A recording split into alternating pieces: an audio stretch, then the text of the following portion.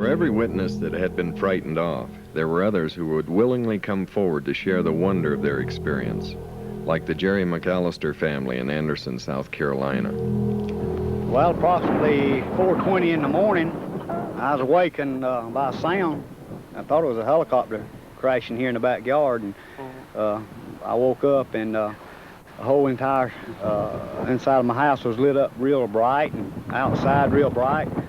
So I finally got to the window, in the bedroom window, and looked out, and didn't see any crash of a helicopter. First thing I seen was this most perfect flying saucer that you would ever see. Mm-hmm. And I never believed in them, but I seen that one, I believe in them now.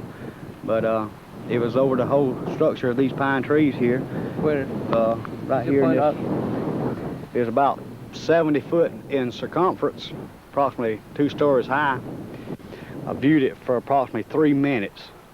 But in turn, I had a broke leg, and I grabbed one of my crutches and finally hit my wife in the leg and got her awakened, and she got to the window, and she said, oh my gosh, how beautiful. And so it was sitting there hovering over these pine trees, and as it was hovering over the trees, it was still floating, this up and down motion, clockwise, just like that.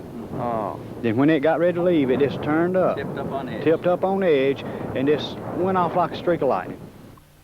The saucer landed in his front yard, came down in his front yard. They went to his house, and he drew this sketch. Yeah. And about an hour and a half later, the Easley Sheriff's Department called me and asked could they come down and me draw a sketch of the saucer that was here in the backyard. I said sure. So they came down, approximately an hour and a half. I drew this sketch here of the saucer. Yeah. And not even seeing this, I drew mine, they compared it, and you see how close they are. Right. And they didn't even, I didn't even know that they had a sketch that he drew. We didn't know nobody else had seen it. Didn't even know anyone else had seen it.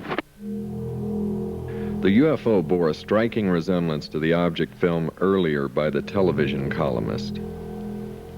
Yeah, shake it. There were 17 people in all. 17 people gathered here before counting, the thing counting the deputy sheriff, 4 deputy sheriffs, and our family, and those neighbors and the next door neighbors. There's 17 people in all. As daybreak came at 7:05, that's when it got up yonder real high, and it was still bright. And then all of a sudden, it left, and it was cloudy like. Just in this area, about through there, from where it left, it was cloudy as it could be, just like it's coming up a rainstorm. Was there any odor or smell of any kind? No smell, no odor, no smoke. These trees, nothing moved when it was there or when it left. Wow. Everything was I guess that's perfect. the reason we wasn't scared. I could see windows, but the windows were black. Black? It was just all white, and the windows was blacked out, it looked like. Have you seen the UFO before? No, sir. Have you heard of that, the story? Yeah, the story? I read magazines all the time. Well, you're interested in? She is. Yeah. She's the only one that's ever believed in them or liked to read about them.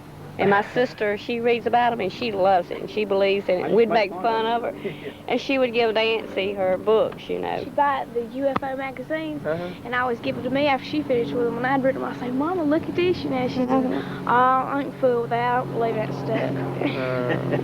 I didn't. How about you yourself? This was the first time. I see. And before then, I didn't believe in it. No, sir. How about you? No, I didn't believe in them. Like I tell you, I didn't believe they even sent men to the moon. I never could get it in my mind and believe that mess. But I believe it now. And this saucer here, it didn't come from the United States.